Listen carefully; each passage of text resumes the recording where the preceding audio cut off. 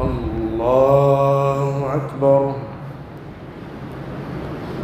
الحمد لله رب العالمين الرحمن الرحيم مالك يوم الدين. إياك نعبد وإياك نستعين. اهدنا الصراط المستقيم صراط الذين أنعمت عليهم غير المغضوب عليهم ولا الضالين.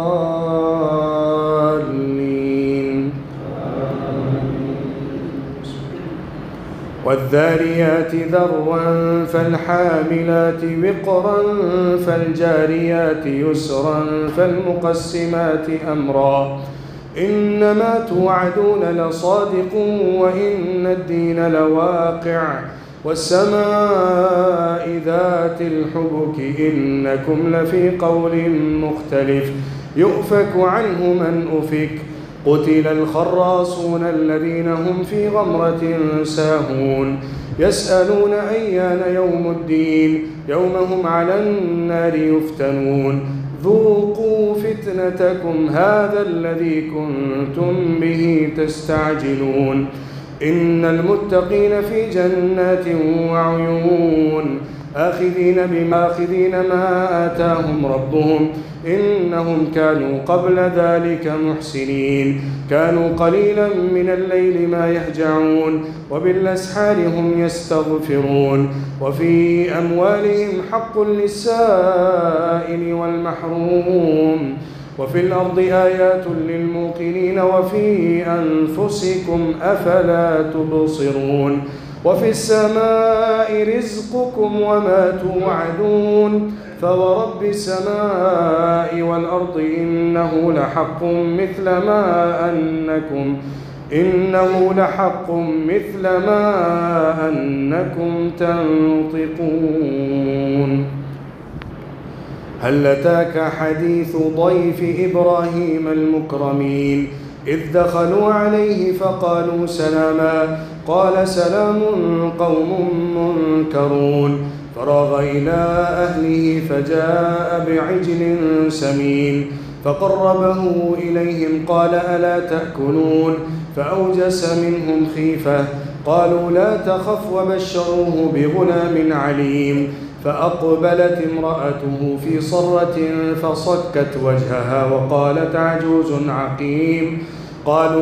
قالوا كذلك قال ربك إنه هو الحكيم العليم قال فما خطبكم أيها المرسلون قالوا إنا أرسلنا إلى قوم مجرمين لنرسل عليهم حجارة من طين مسومة عند ربك للمسرفين فأخرجنا من كان فيها من المؤمنين فما وجدنا فيها غير بيت من المسلمين وتركنا فيها آية للذين يخافون العذاب الأليم وفي موسى إذ أرسلناه إلى فرعون بسلطان مبين فتولى بركنه وقال ساحر أو مجنون فأخذناه وجنوده فنبذناهم في اليم وهو مليم وفي عاد إذ أرسلنا عليهم الريح العقيم ما تذر من شيء نتت عليه إلا جعلته كالرميم وفي ثمود إذ قيل لهم تمتعوا حتى حين فعتوا عن أمر ربهم فأخذتهم الصاعقة وهم ينظرون فما استطاعوا من قيام وما كانوا منتصرين وقوم نوح من قبل إنهم كانوا قوما فاسقين